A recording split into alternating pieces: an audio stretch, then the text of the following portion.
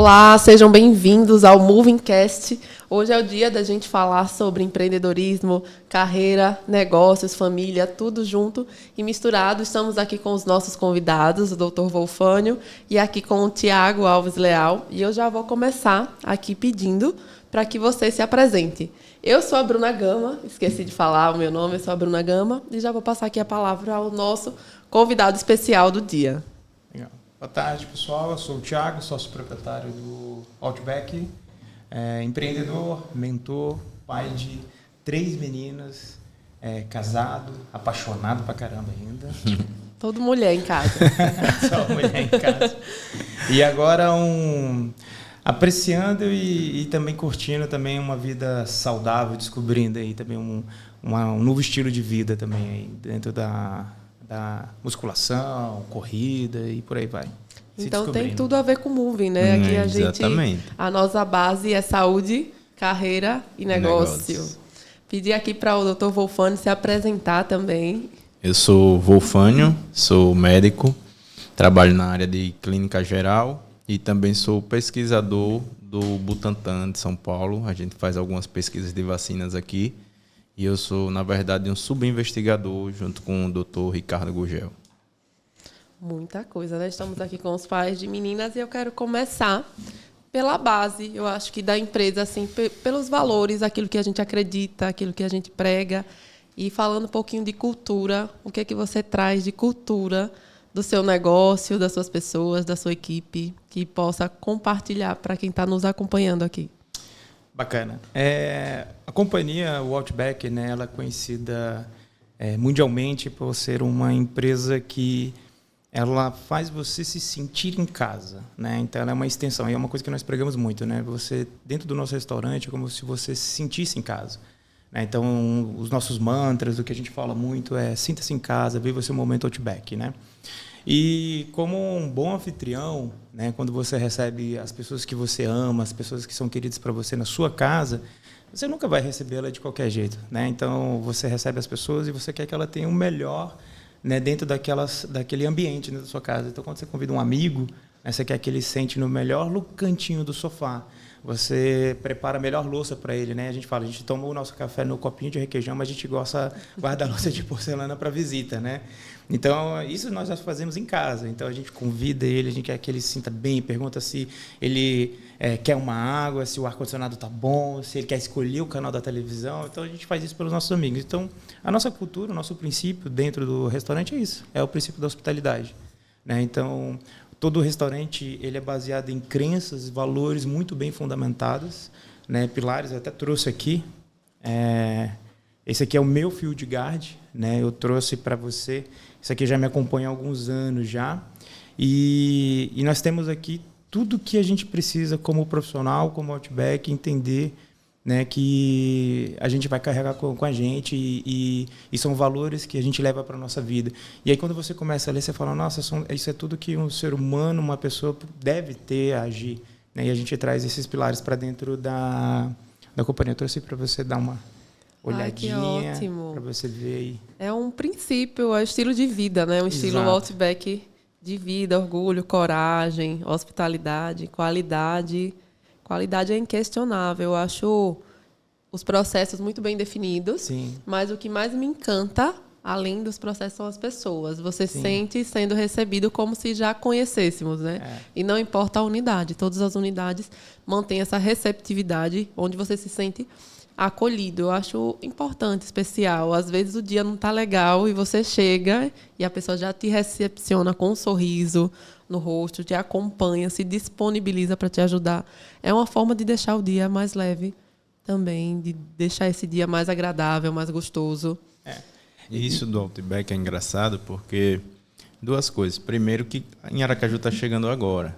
E aí a gente sempre que viajava, Maceió, Salvador, a gente com os amigos sempre manda foto. Vamos para o Outback, vamos para o Outback. Então, viajava, tinha que estar no Outback. E aquela sensação realmente de receptividade, estar em casa. Aquele sofazinho que é bem estilo Outback. Você senta ali, parece que só tem você no ambiente. E aí, qualquer lugar que a gente entra, que tem um sofazinho, só o sofazinho do Outback. Em qualquer lugar, é o sofazinho do Outback. Vira uma referência, né? Eu estava falando para o Tiago Wolfânio que eu trabalhava na universidade do McDonald's, né? No McDonald's University. E o Outback ficava entre o hotel e a universidade. A gente ficava no Comfort. Então, aqui em Aracaju não tinha até então. E todos os dias era, vamos aproveitar só mais um dia. Vamos aproveitar só mais um dia, porque a gente já estava com saudade de quando voltasse. Então, a gente inventava até aniversário de quem não tinha, para poder ir comemorar lá no Outback, porque Exatamente. não diga os funcionários, corta essa parte, que a gente queria ver todo mundo batendo parabéns na nossa mesa.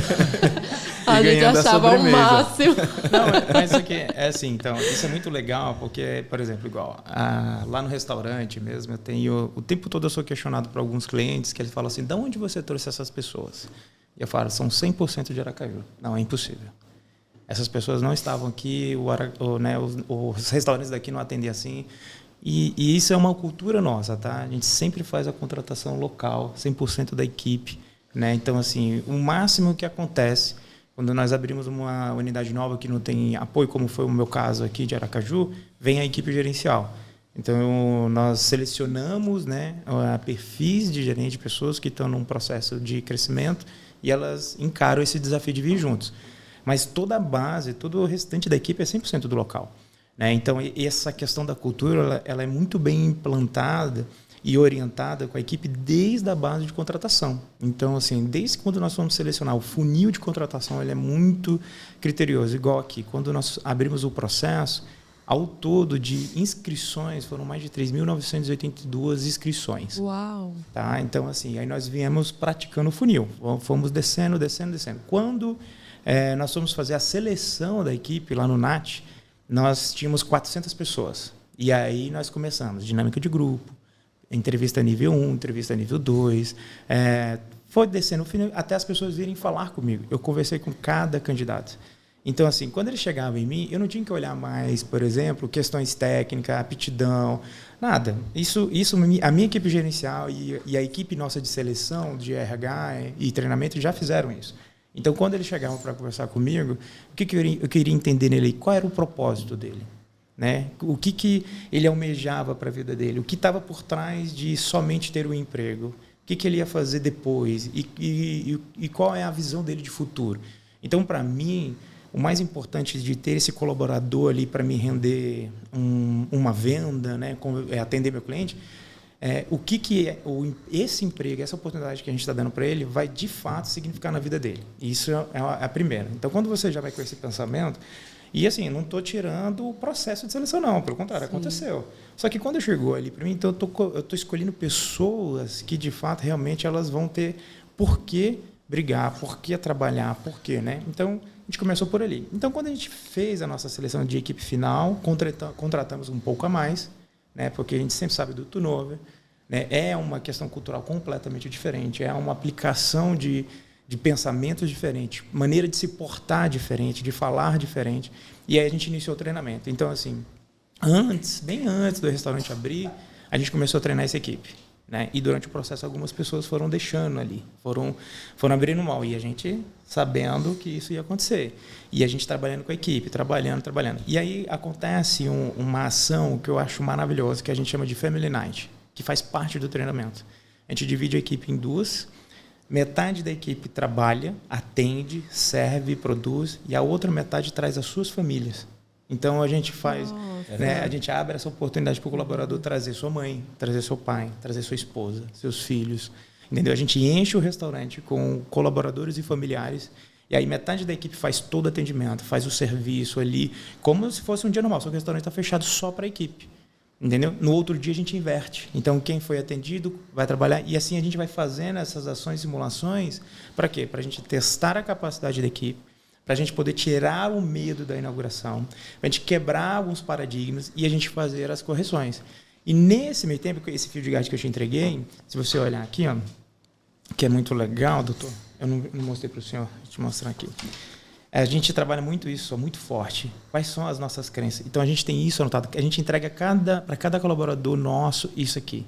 E toda a nossa gestão, toda a nossa maneira como a gente conduz o nosso negócio está baseada nisso daqui, nessas crenças, no objetivo, nos nossos princípios. Então, são 7 princípios: hospitalidade, qualidade, compartilhar, diversão, ponderação, coragem, orgulho. E cada uma delas muito bem fundamentadas. Então, tudo que eu vou trazer para a equipe, eu trabalho muito em cima disso.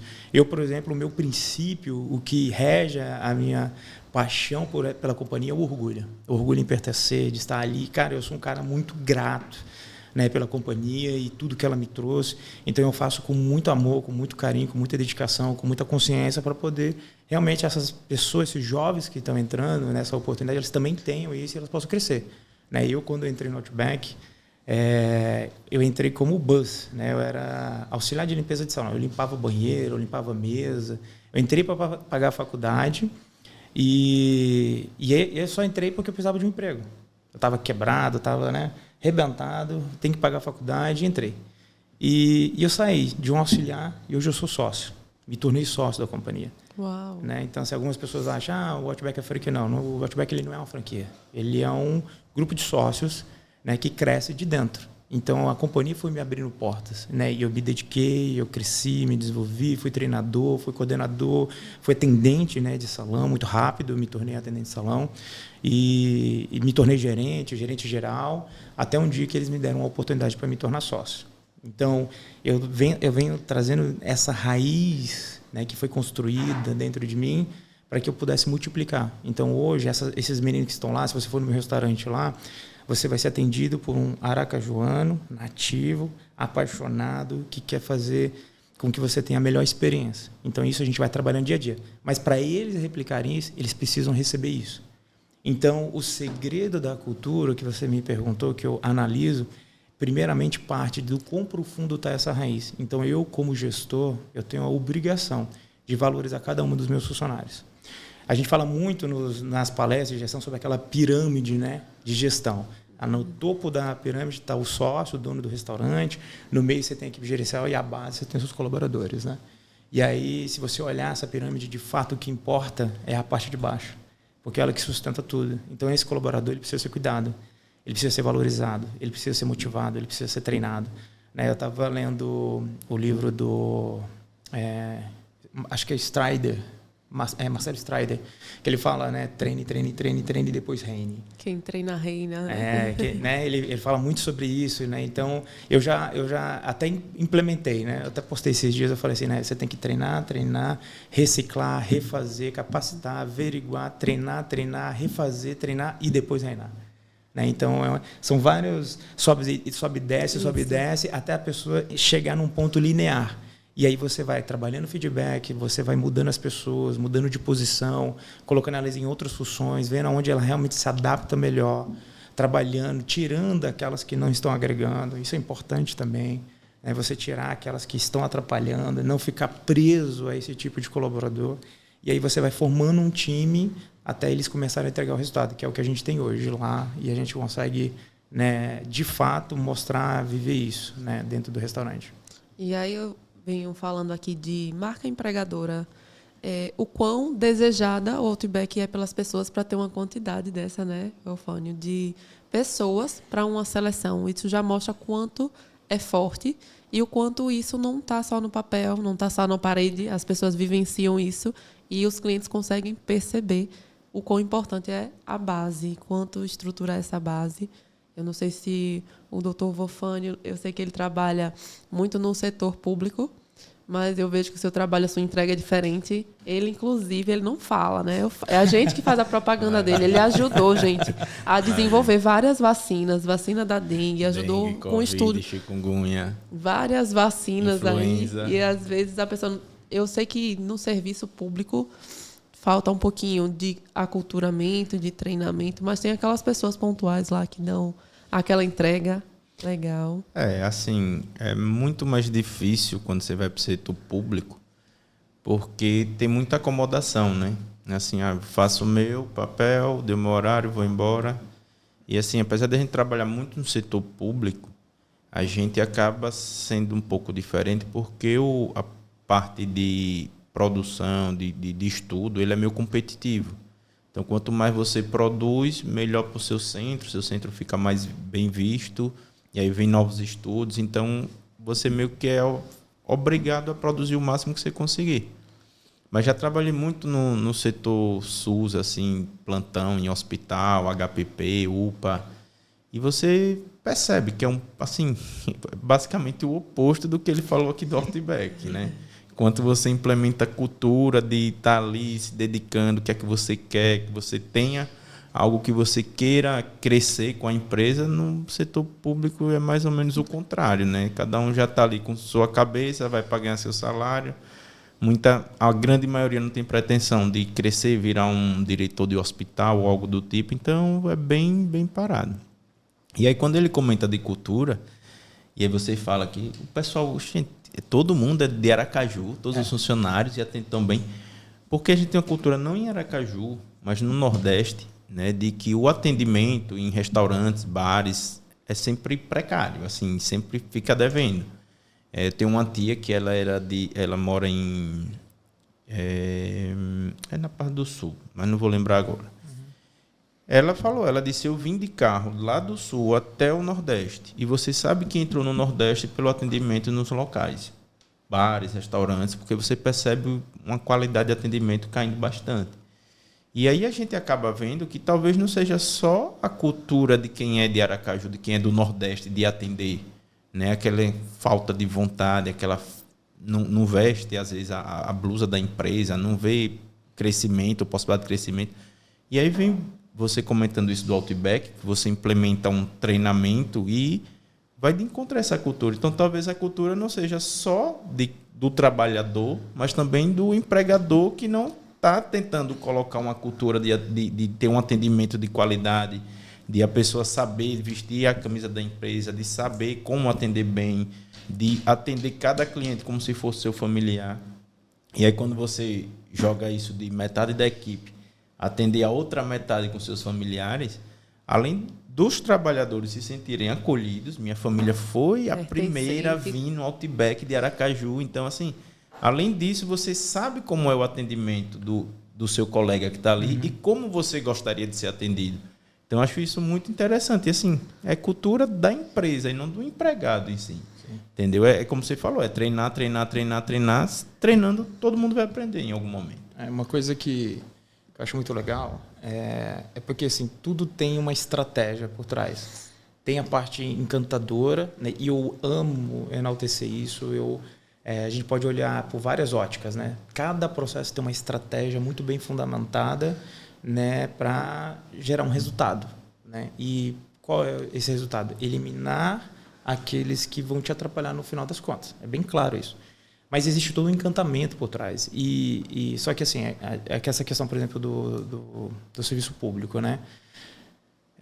Eu acho que, assim, e é tão difícil alcançar, né? É estudo, né? Acho que todo mundo aqui, em algum momento, mesmo que eu sou da iniciativa privada, mas a gente já fez um concurso público, né? Já estudou, dedicou. Já fiz pro bombeiro. Né? E você vai lá, estuda, você acredita, você sonha, aí você vai lá e faz a prova e você não foi tão bem. Então, aí você tem que dedicar mais.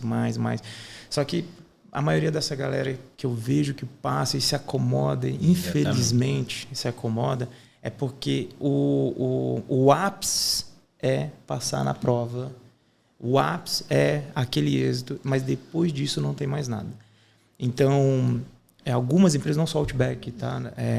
O Outback ele é pioneiro disso, mas hoje existem várias outras companhias que a gente fala que é o plano de carreira, né? Então, quando você tem um plano de carreira muito bem fundamentado, quando esses jovens, essas pessoas que entram na empresa, elas conseguem olhar, e aí, por exemplo, como tem o meu exemplo, e eu faço questão de contar isso, da onde eu saí, aonde eu cheguei, né? E não foi fácil, não foi ontem, levou-se anos, eu estava te falando, são 20 anos de carreira nesse segmento, né? Então, para eu sair da onde eu estava e para chegar onde eu cheguei hoje, batalhei para caramba, dediquei, né? Então, eu saí muito da vertente da CLT, trabalhei horas a mais, eu me dediquei a mais, eu estudei a mais, só que as pessoas estão presas nisso, né? Então, assim, as regras que existem para o trabalhador, elas estão ali para garantir, né, o dia a dia dele, mas quem quer crescer, ele dedica mais. Agora, por que ele vai fazer isso? Essa é a pergunta que muitas vezes eles se fazem.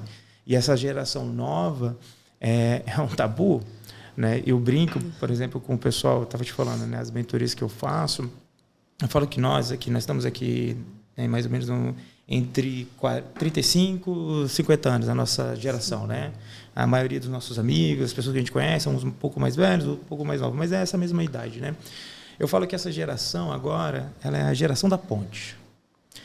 Essa geração aqui é a única geração que, se você analisar, isso é muito profundo, né?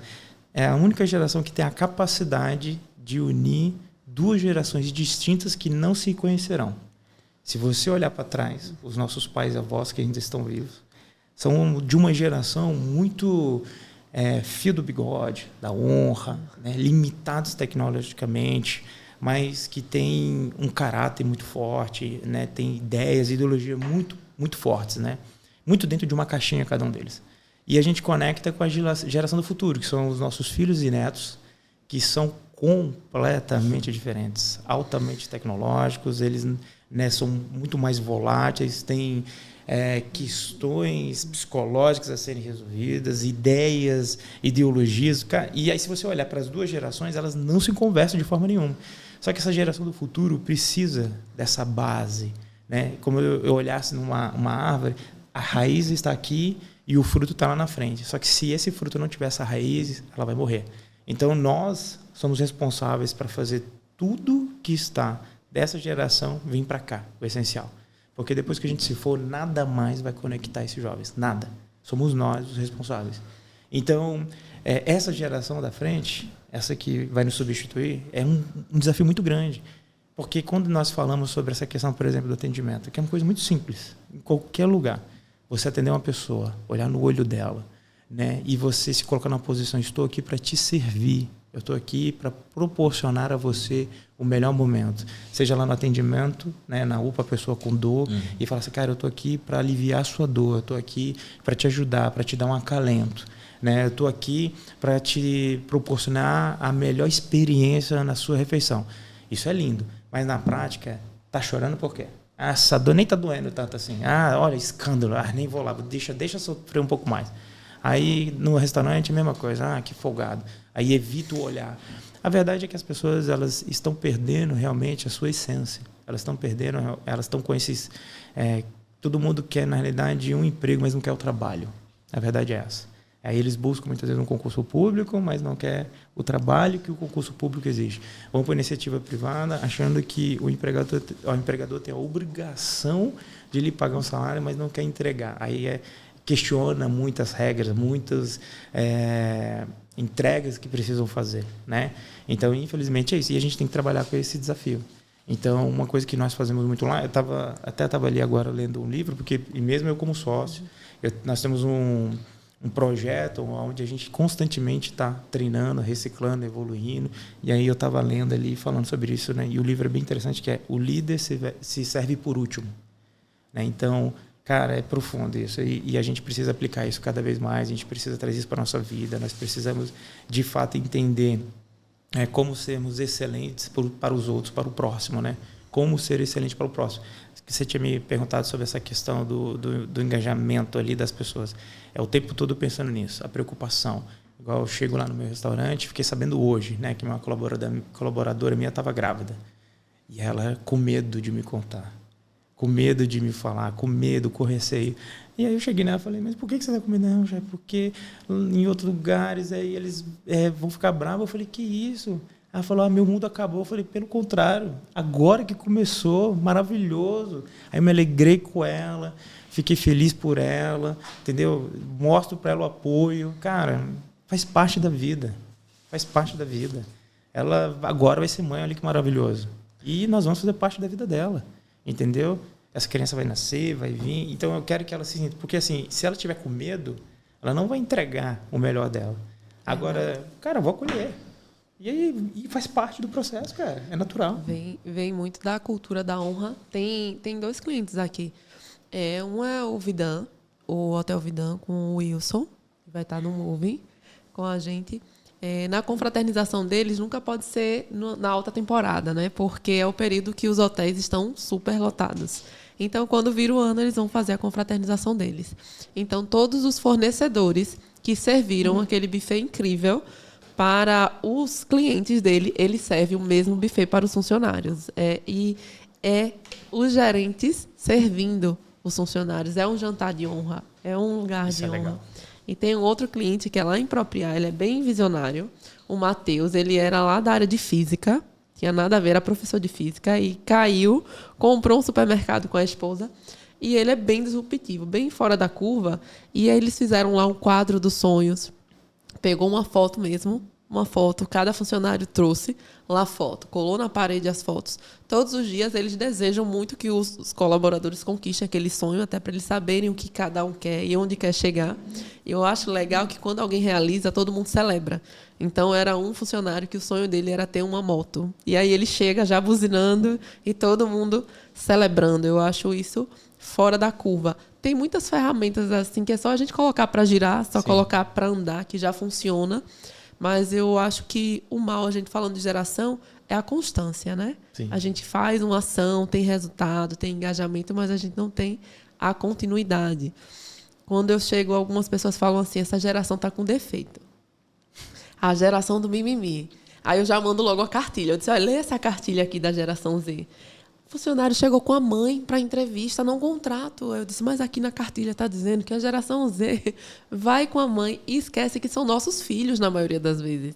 A gente que poupou ele de muitas coisas. Então, não vai passar pelo que eu passei, vamos facilitar a vida, vamos deixar tudo mais fácil, tudo ao alcance das mãos. E aí eles não têm o instinto de buscar.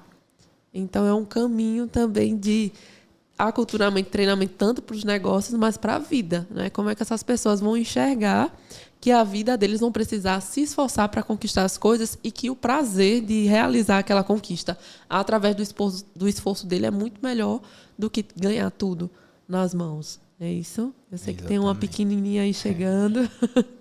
Dando um pouquinho de trabalho. Mas é isso mesmo, assim, eu tenho um sobrinho agora, ele está com 14 anos, e ele está começando aquela fase de primeiro ano, já começar em vestibular, no que vai fazer da vida. E assim, você percebe já uma diferença em relação à minha geração, que você percebe muito do buscar mesmo, de assim, não sabe para onde vai, você tem que guiar mais. Você percebe que você precisa de um suporte maior nas escolas, porque precisa guiar essas crianças, né? A gente vai chamar de criança. Então, assim, a gente percebe essa diferença nessa geração. É uma geração muito imediatista.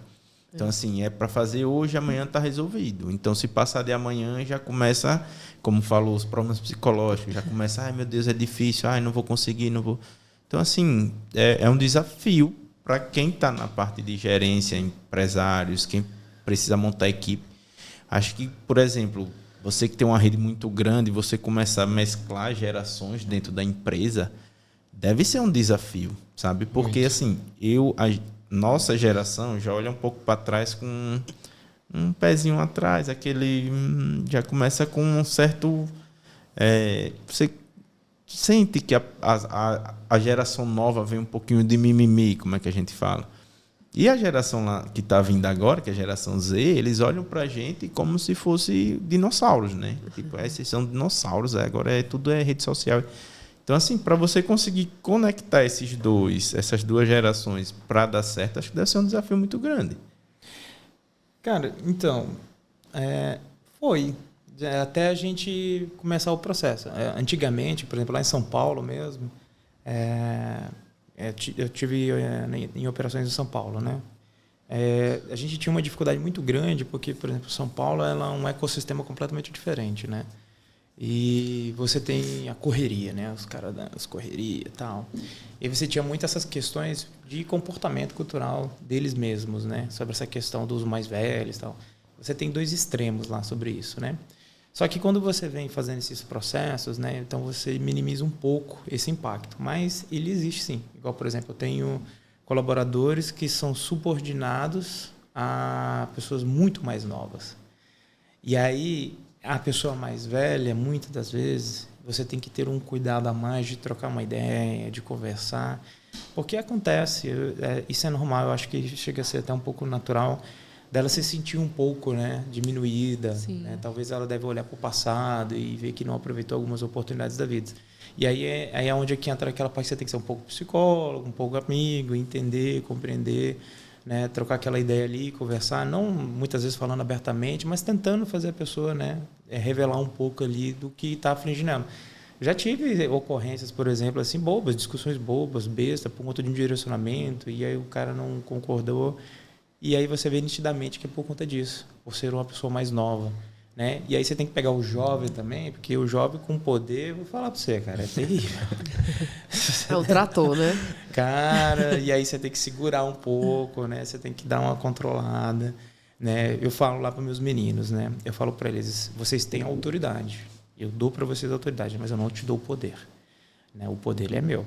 Então, a minha equipe gerencial mesmo, eles é muito isso, essa diferença para entender. Qual é a autoridade? Eles têm autonomia para resolver o problema, eles têm autonomia para direcionar, eles têm autonomia para poder cuidar das ações que eles precisam. Mas o poder de decisão é minha. Então, por exemplo, eles sempre, né, com uma certa coerência, eles me trazem algumas questões onde eu avalio para a gente poder tomar as decisões. Então, um exemplo muito assim, situação bem crítica, né? Às vezes a gente precisa vazar um funcionário. Acontece. O cara não está bem naquele dia, está com a cabeça virada, está dando problema dentro do restaurante, e aí você manda o cara para casa, esfriar a cabeça dele, né, refletir, descansar a mente dele. Essa tomada de decisão, os meus meninos têm autoridade para conversar com o colaborador, fazer a orientação primária, né, levar ele lá para dentro, bater um papo, entender o que está acontecendo. O cara continua dando problema, não está legal, aquele dia não está bem, aí eles me acionam. E aí, esse poder de tomar decisão, ele é minha. Por quê? Eu preciso ver todo o contexto. Eu preciso entender. Porque muitas das vezes, aquela tomar decisão emocional, aí você tem um jovem muito afobado, que ele, né, é acelerado, vai lá, e aí ele já sai que nem maluco, querendo mandar todo mundo embora para casa. E você tem do outro lado uma pessoa que às vezes está passando um conflito tão gigante e ele não abre. Porque isso acontece com as pessoas mais velhas. Elas estão passando conflitos e não abrem. E aí, só que às vezes rompe, né? Às vezes o problema cresceu de tal forma e aí ele não consegue expressar, não consegue falar, não consegue colocar para fora.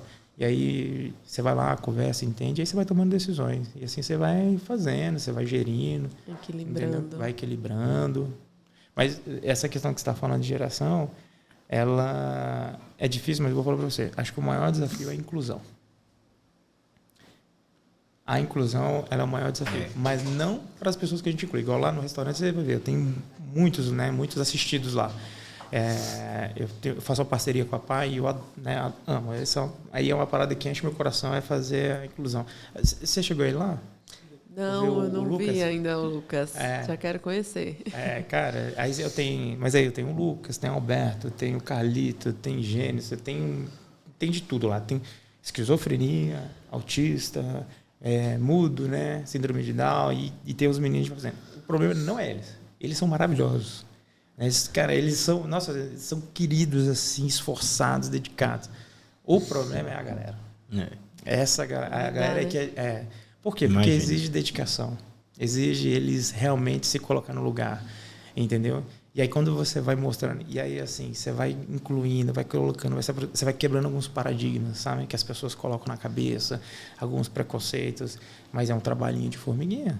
Eu comecei a estudar um pouquinho das deficiências, do autismo, do TDAH, dos transtornos, para entender como é que eu atenderia melhor, como eu me daria melhor com algumas pessoas. O autismo é um mundo dentro de outro mundo, né? Porque cada um tem uma particularidade, cada um tem aquilo que tolera mais, que tolera menos, ao calor, ao ruído e algumas coisas. E aí algumas pessoas falavam, por que você está estudando isso? Eu disse, porque eu tenho que aprender a lidar com as pessoas. Não é ele que já nasceu com as limitações, ter que se esforçar para ser igual a todo mundo. E aí, dentro das empresas, quando eu vou fazer algum treinamento, eu falo, será que o mundo está preparado para receber os adultos funcionais? Porque são os adultos que têm as limitações e deficiências que vão morar sozinhos, vão dirigir, vão trabalhar, vão se casar, vão ter filhos. E, às vezes, a gente ainda está na bolha de que tem que proteger, ele tem que ficar lá no canto dele. Tem famílias que não deixam eles trabalhar. Eles ficam entusiasmados, mas as famílias, às vezes, falam, não, a nossa renda vem através dele. Se ele for trabalhar, ele vai perder essa renda. E aí, mais uma vez, o sonho, né? Tira o sonho. Você vê que a pessoa está com o olho brilhando, querendo trabalhar. E aí mata o sonho das pessoas, mas que as pessoas possam ter essa sensibilidade de olhar para o outro, né, para tentar entender como eles funcionam e fazer com que eles se sintam à vontade e bem. Não, e dia 28 o Lucas vai competir, né? O Lucas vai competir. Ele vai competir lá no jiu-jitsu. Ele está empolgadíssimo. Ele chega todo dia de manhã, ele fala: Thiago, treinei, eu vou passar o carro. Eu falei: isso aí, você vai passar o carro, tem que representar lá, hein, bicho? Tem que. Olha, aí ele: não, eu vou para ganhar. E aí, cara, e o Lucas é faixa preta, não é isso? Faixa preta em jiu-jitsu. Aí tem o Alberto, que é autista, né? E aí ele queria ir de fisiculturismo, né? Que ele tá treinando e tal. Aí eu falei: Alberto, esse ano não, cara. O shape não tá legal. Aí eu fico brincando com ele assim: o shape não é legal, mas vamos treinar junto. E aí ano que vem, se rolar, tenho certeza que você vai. Aí ele falou: é sério? Eu falei: não, eu vou treinar contigo. Porque ele gosta muito, ele tem o hiperfoco nisso, né? Sim. Cara, se você perguntar, se o senhor for lá, cara, qualquer coisa sobre relacionada parte da fisiologia muscular, ele vai te falar no detalhe tudo, porque esse é o hiperfoco dele. Ele ama, ele sabe o nome de cada músculo. E isso é muito interessante, né? A minha esposa, ela tem essa especialização dela, psicomotricidade, né, amor? E aí ela teve, né, alunos com autismo, então ela tem muito mais propriedade do que eu para falar. Então eu aprendi muito com ela.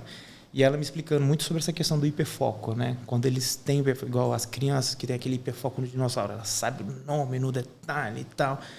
E aí ela foi me ensinando isso, e aí eu fui entendendo. Ele, por exemplo, foi um caso muito que alguns empresários tomam algumas decisões erradas.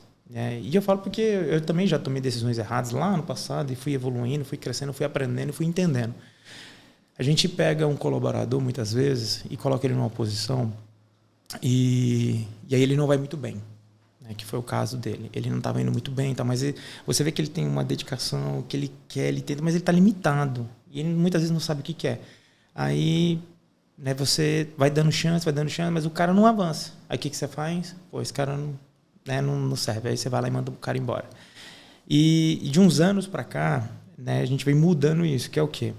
Tirando fatos, tipo, por exemplo, agressão, né?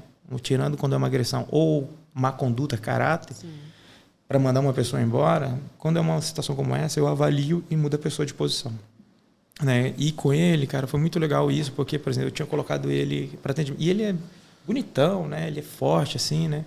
E a gente tinha colocado ele para atendimento e tal, só que ele não conseguia falar com as pessoas. Ele não conseguia assimilar o cardápio, ele não conseguia aprender, né? Tanto é que quando eu tinha algumas questões para carregar a bandeja, ele era o primeiro. Ele falou: não, deixa eu levo. Ele queria levar a bandeja para todo mundo no salão, para ele não ter que atender cliente. Porque era o medo dele, né? É uma dificuldade funcional que ele tem. Exato, ele não conseguia, cara. E aí ele chorava. Ele chorava. Eu chegava para conversar com ele, ele pedia desculpa, Aí eu lembro que ele falava assim: não, se o senhor quiser me mandar embora, porque eu não quero atrapalhar, eu não estou conseguindo e tal. E eu falava: pô, não, cara. E ele não faltava, chegava cedo. Você via ele com a postilhinha, ele tentando e não ia. Aí, beleza. Aí a gente conversando, né? E minha equipe gerencial, às vezes, né? Fala: pô, chefe, o cara só tá me dando trabalho aqui. Não, cara, calma, vamos observar. E aí a gente mudou ele para uma função mais baixa, né? De polimento dos talheres, organização, que tem aquela de apoio, né? A gente tem uma posição lá dentro do restaurante de apoio. Cara, vou falar para você, assim, ele se encontrou. Por quê? Porque ele tinha aquele hiperfoco, ele fazia a função repetida. Os meus talheres são os mais polidos. Você olha assim para minha colher, assim, você olha o espelho, assim, sabe? Deu show. Cara, e aí você tirou ele de cima do cliente, aí ele fica apoiando o pessoal, dando suporte, ele deixa tudo preparado para a equipe, sorrisão de orelha a orelha, sabe? Assim, feliz e entregando 100%. E aí, assim, você não precisa de ninguém ali supervisionando ele, né, em cima dele, porque ele consegue fazer sozinho. Porque a gente mudou ele um pouquinho, tirou ele de uma zona de desconforto que ele tinha, colocamos ele numa área mais cômoda para ele. Pronto. Como eu já teria esse investimento com qualquer outro colaborador. Eu só posicionei o cara no lugar certo. É a dança das cadeiras, né? Como diria o Abílio Diniz.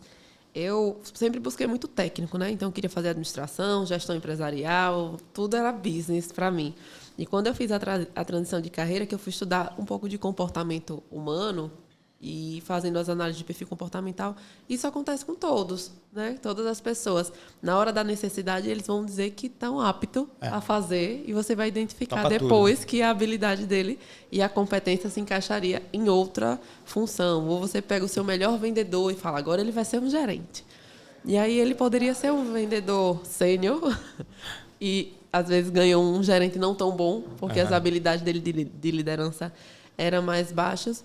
Mas, para quem está acompanhando a gente e vai contratar algumas pessoas, eu falo, vai de trás para frente. Em vez de ir lá para buscar as pessoas, vai ver primeiro